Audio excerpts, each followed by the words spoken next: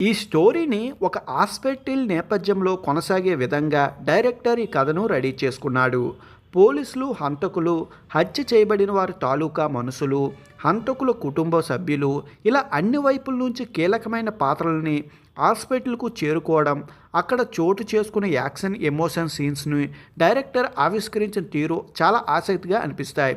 ఈ మధ్యకాలంలో తక్కువ బడ్జెట్లో, తక్కువ పాత్రలతో ఒకే ఒక లొకేషన్లో కథను అల్లుకుని ఆవిష్కరించడం ఎక్కువగా జరుగుతున్నాయి. కోర్ట్ రూమ్ ప్రధానమైన కథలు, తోట బంగళా సంబంధించిన దెయ్యాల కథలు, ఆఫీస్ చుట్టూ తిరిగే కథలు, అలాగే హాస్పిటల్ నేపథ్యంలో నడిచే కథలు కనిపిస్తాయి. ఈ కథ కూడా దాదాపు ఒక హాస్పిటల్లోనే జరుగుతుంది.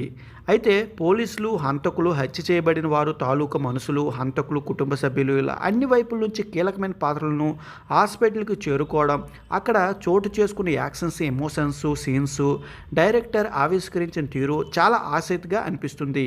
కథలో దారి పొడవునా ఎక్కడ ఎలాంటి ట్విస్టులు లేకపోయినా ఏం జరుగుతుందనే ఒక కుతూహలం మాత్రం ప్రేక్షకులను అలా కూర్చోబెడుతుంది. చివర్లో అయితే ఒక ట్విస్ట్ అయితే బాగుంటుంది. ఆ ట్విస్ట్ కారణం కథకి మరింత బలం పెరిగేలా చేస్తుంది. అప్పటి వరకు నడుస్తూ వచ్చిన కథ మొత్తాన్ని మలుపు తిప్పేలా ఆ ట్విస్ట్ ఉంటుంది. ట్విస్ట్ను ఆడియన్స్లు గెస్ చేయలేకపోవచ్చు, కానీ ఆ ట్విస్ట్ ఏ వైపు నుంచి ఉండొచ్చు అనే విషయం ఆడియన్స్ కాస్త అనుమానమే వస్తుంది. ఆ సందేహం కూడా రాకుండా చూసుకునేంత మరింత ఇంట్రెస్ట్గా తీశారు డైరెక్టర్.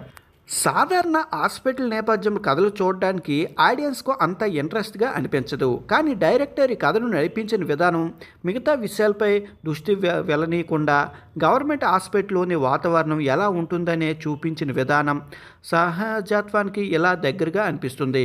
డైరెక్టరు టేకింగ్తో పాటు స్క్రీన్ ప్లే కూడా మంచి మార్కులే కొట్టేసింది.